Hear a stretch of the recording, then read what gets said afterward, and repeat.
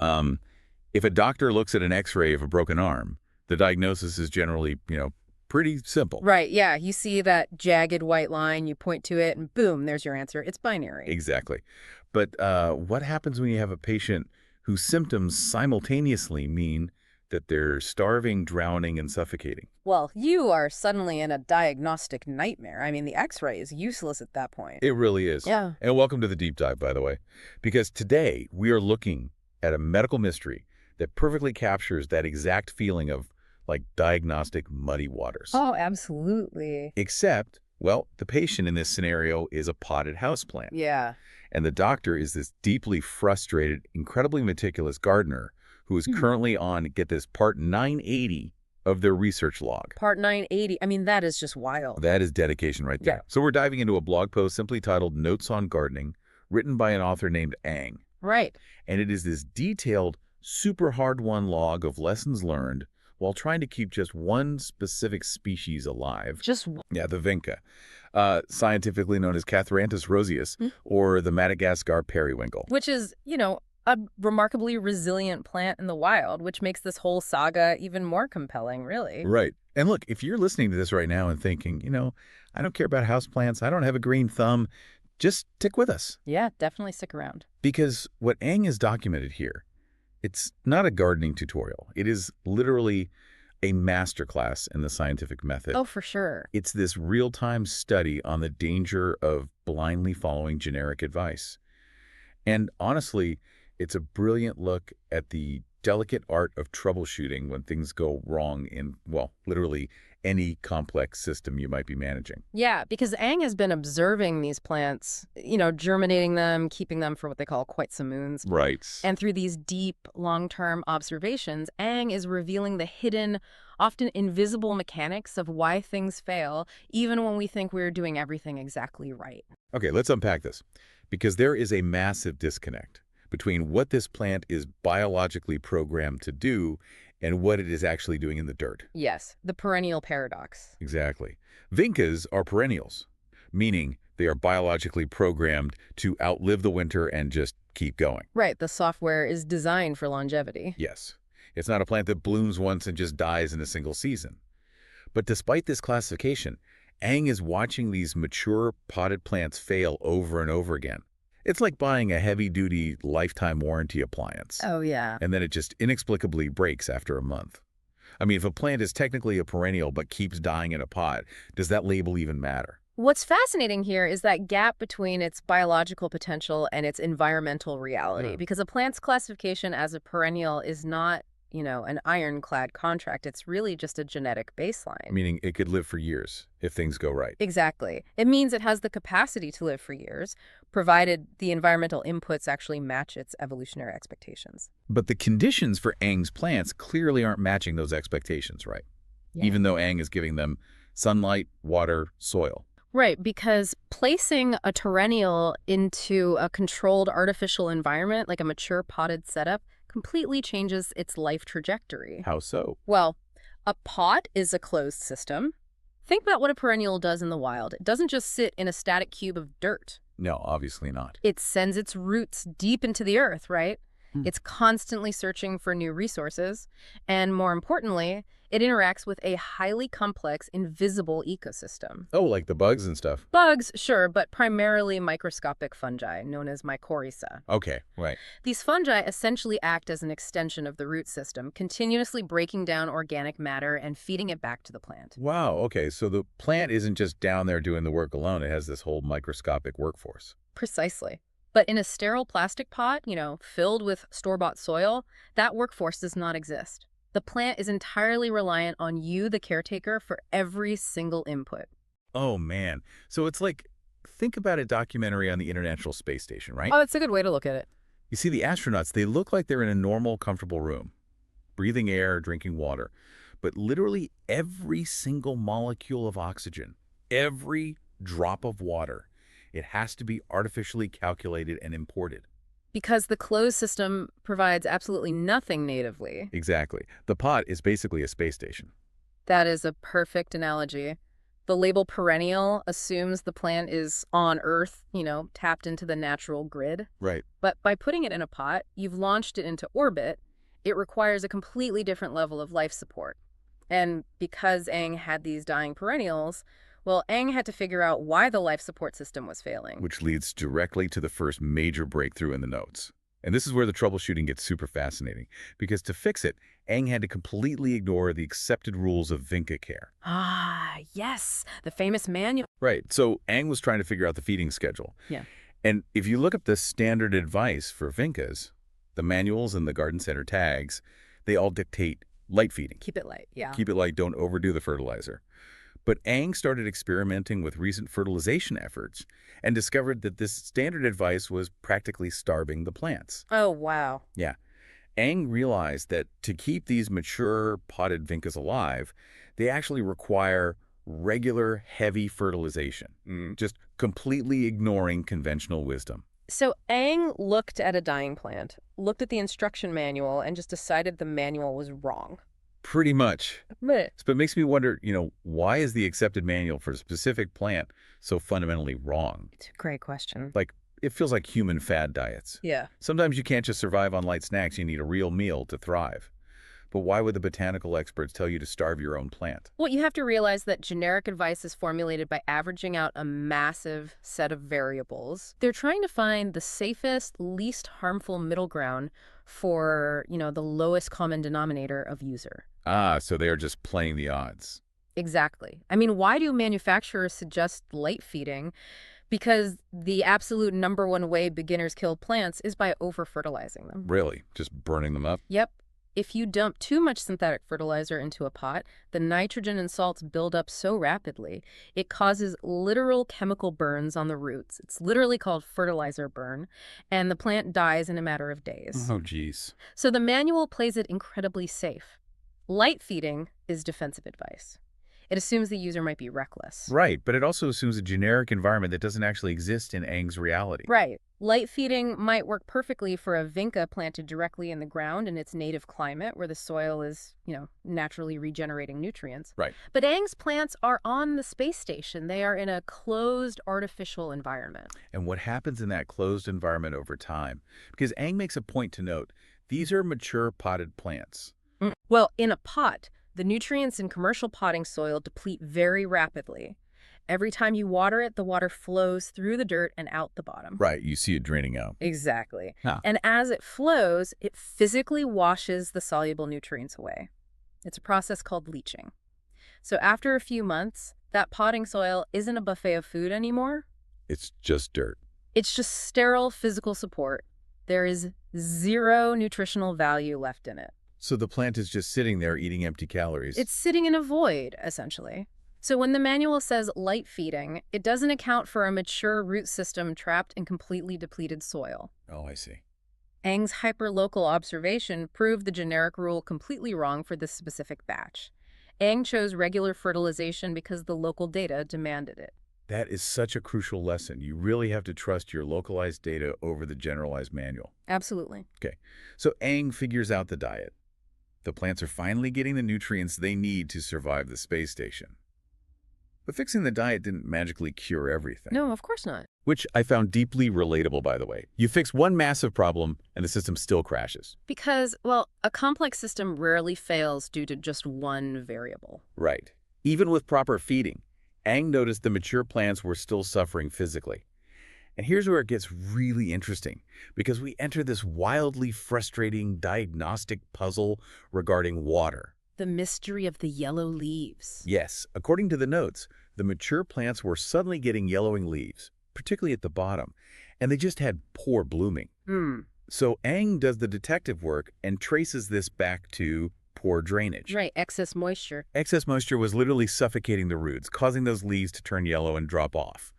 But here is the kicker, and the thing that makes troubleshooting this so absolutely maddening. Wow, I know where this is going. Eng explicitly notes that the exact same symptoms, yellowing, dropping leaves, can occur from underwatering. It is honestly one of the greatest paradoxes in horticulture. It is infuriating. I mean, for you listening, think about this paradox. How on earth are you supposed to solve a problem when too much water and too little water trigger the exact same alarm bell? It's very confusing. It's like driving down the highway, your car's check engine light comes on, and the manual tells you, hey, this light means you are either completely out of gas or your engine is currently submerged in a lake.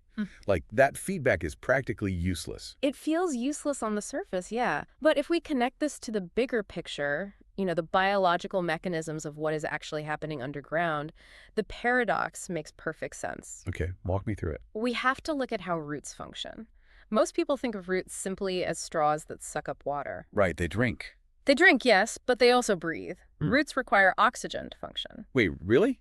Down in the dirt? Yes. In healthy, well-draining soil, there is this complex architecture of macro and micropores, basically tiny air pockets wedged between the particles of dirt. And the roots absorb oxygen from those specific air pockets. Oh, wow. So what happens when the drainage fails? Well, when soil has poor drainage, water fills every single one of those microscopic air pockets. It physically displaces the oxygen. The air gets pushed out. Exactly. Gases are pushed out by the liquid. So when a plant is overwatered, it isn't dying because it has too much to drink. It is literally mechanically drowning from a lack of oxygen. Oh my gosh. The root system begins to rot and essentially just shut down. And because the roots are shutting down and rotting, they can't transport water up to the leaves anyway. Exactly. Which is why it looks exactly like an underwatered plant. Bingo. The leaves are turning yellow and falling off because the plant is dehydrated, but it's dehydrated because its roots have drowned and can no longer drink. You've got it.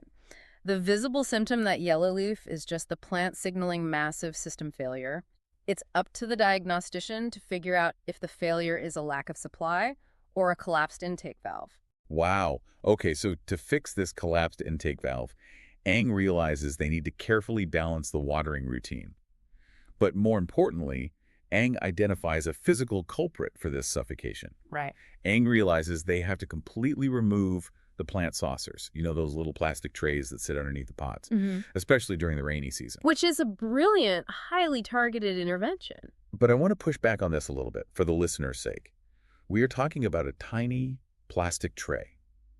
How does a quarter inch of water sitting at the very bottom of a pot derail the entire biological system? It sounds crazy, right? Yeah. If this plant evolved to handle monsoon seasons in Madagascar, why can't it handle a plastic saucer on a patio? It comes down to the physics of water in a closed container, specifically something called a perched water table. Okay. In the ground in Madagascar, when it rains heavily, gravity pulls that water deep into the earth, right? Miles down, far away from the root zone. The water just keeps moving. Right. But in a pot, the water hits the plastic bottom and just stops. Exactly. And when you add a saucer, it's even worse, because the soil in the pot acts like a sponge. Through capillary action, the soil literally sucks the stagnant water in the saucer back up into the root zone. No way. Yes. So even if the top of the soil feels dry to the touch, the bottom half of the pot is just a swamp. So the saucer is basically forcing the plant to sit in a permanent puddle of its own runoff. Yes. And think about why we use plant saucers in the first place, Well, to keep muddy water from staining the patio deck or ruining the living room floor. Exactly. The saucer is a safety net. It is a protective mechanism designed entirely for our domestic environment, not for the plant's health. Wow. During the rainy season, that well-intentioned safety net catches all the excess water and holds it there, creating a stagnant, toxic environment. By removing the saucers, Ang is removing the artificial barrier that prevents the water from flowing away naturally. The safety net is actually suffocating the growth. Because the saucer catches the water can't escape, the roots can't breathe, the intake valve collapses, and boom, the leaves turn yellow. It is this entire cascade of failures caused by a tiny piece of plastic. And identifying that takes incredible observation. It really does. Yeah. So Ang has successfully diagnosed these two massive interlocking problems. Underfeeding, because the generic manual gave overly defensive advice. Yep. And root suffocation, because the well-intentioned safety nets were destroying the drainage. Now, this is the point in the notes where Ang takes a massive pivot. This is the climax of Ang's experiment. Right, because to save the surviving batch of Vincas, Ang takes them out of their current setup and transplants them into larger pots to give the root systems more room, which, that's normal. Sure. The wild part is that Ang completely abandons standard store-bought potting soil. Instead, Ang uses a totally different mix. The notes are highly specific here. Ang creates a sandy mix harvested directly from the wild. Literally digging up dirt from the natural world. Yes, and the entry ends right there. Oh. Ang just says they are waiting to see how the plants will do in the coming weeks. But I have to stop here because, honestly, this sounds totally unhinged. It does sound a bit drastic. Right. You go from a highly controlled, curated domestic environment to literally shoveling wild sand from a field. So what does this all mean? How is it scientific? Why on earth would someone abandon scientifically formulated potting soil for random, unsterilized sand? Well, because if you look at the mechanics of what scientifically formulated potting soil actually is, you realize it is fundamentally flawed for Ang's specific situation. What do you mean? I mean, it's soil. It's what plants grow in. Actually, most commercial potting soil doesn't contain any real dirt at all. Wait, really? No dirt. Really. If you look at the ingredients of a standard bag of potting mix, the primary ingredient is usually peat moss or cocoa coir. Okay. And peat moss is incredibly lightweight, which makes it cheap for companies to ship. And its primary physical characteristic is that it retains moisture beautifully. It is literally nature's sponge. Right, which sounds like a good thing. When it's fresh, sure, it has some air pockets. But over time, as a mature plant sits in it for quite some moons, that peat moss begins to break down and degrade. The structure physically collapses. So the sponge gets compressed. Exactly. It compresses into this dense, soggy brick that holds onto every single drop of water, which perfectly recreates the suffocating, drowning environment Ang just tried to escape by removing the saucers. Wow. So the store-bought soil was actively working against the plant. Yes, it was part of the problem. Now contrast that compressed sponge with sand. What is sand physically? It's just tiny rocks, right? Jagged little pieces of silica and quartz. Right, and because those particles are large and irregularly shaped, they do not compact easily. They create permanent macropores. It's air pockets? Yes, sand equals absolute drainage. Water hits sand and flows straight through it, pulling fresh oxygen behind it as it drains. So digging up the wild sand wasn't an act of desperate madness at all. It was an engineered physical solution to a biological problem. It was entirely methodical. I mean, Ang diagnosed the variables that were failing. Right. The pot size was too small, the standard peat moss soil was holding too much water and degrading, and the generic feeding schedule was starving them. So, Ang changed the variables. Larger pots, wild sandy soil that guarantees drainage, and heavier feeding. And, the introduction of wild sand might also be reintroducing some of those natural microbes you mentioned earlier, right? The microscopic workforce. Exactly. Unsterilized wild sand carries its own localized microbiome. It's a leap of faith to introduce that chaos into a sterile pot, but it's a calculated one. Wow. And then, like any good scientist, Ang sets a timeline. The coming weeks. Ang doesn't declare victory yet. Ang simply sets the parameters of the new experiment and waits for the data. It's incredibly humble. It acknowledges that even with all this brilliant observation and targeted troubleshooting, the system still has a mind of its own. Nature still gets the final say. It is a continuous, never-ending loop of hypothesis, testing, and observation. Well, we've journeyed through Notes on Gardening, Part 980, with Ang and the Madagascar Periwinkle today. And looking at the sheer depth of what is required to keep this one plant thriving in an artificial environment, it's clear why this matters so much beyond just horticulture. Oh, absolutely. It's really a blueprint for diagnosing failure in any environment we try to control. Exactly. For you listening, think about the projects you are managing right now. Whether you're leading a new team at work, trying to untangle a complex problem in your personal life, or navigating a massive shift in your daily routine, Yeah. you have to be willing to interrogate the standard advice. If your project is clearly starving, you cannot blindly accept the manual's advice to keep things light and defensive. You have to look closely at the symptoms in front of you, especially the confusing ones that could mean two entirely different things. The yellow leaves of your own life, so to speak. You have to figure out if you are starving for resources or drowning in a bottleneck. And perhaps most importantly, you have to have the courage to identify the safety nets like those plastic plant saucers that were initially put there to protect you, but are secretly just trapping you in stagnant water. Which brings us to a final thought I want to leave you with, building directly on Ang's final radical shift toward the wild sand. Yeah, let's hear it. Think about why Ang had to do that. The sterile, highly manufactured peat moss in the pot was supposed to be the optimal, perfect environment. But over time, it compressed, it degraded, it became the very thing suffocating the roots. Right. Ang had to introduce jagged, unsterilized, unpredictable wild sand just to break up the tension and get the oxygen flowing again. Sometimes the perfect system is the thing killing you. Exactly. So consider your own environment right now. Yeah. What rigid, highly structured, domesticated areas of your life are slowly compressing and suffocating your growth? Oh, that's a great question. Maybe it's a strict daily routine you force yourself to adhere to, or an overly managed, sterile workflow at your job that looks perfect on a spreadsheet. The label on the box says you should be thriving, but the reality is the roots are rotting. You're drowning in the safety of the pot. Exactly. So what bit of unpredictable, unstructured wild sand could you introduce into your environment today? What chaotic variable can you add to break up that sterile routine and finally give yourself the space, the oxygen, and the drainage you actually need to breathe? What is your wild sand? That is the question to take with you today, because at the end of the day, whether you are trying to heal a broken system, navigate a complex diagnostic landscape, or just keep a perennial alive in a plastic pot, you can't always rely on the X-ray machine to give you a clean, simple answer. You really care. The manual might be playing it too safe. The safety net might be drowning you. You have to wade into the murky waters, trust your own localized data, and be willing to let things get a little bit wild. Thanks for taking this deep dive with us. We'll catch you on the next one.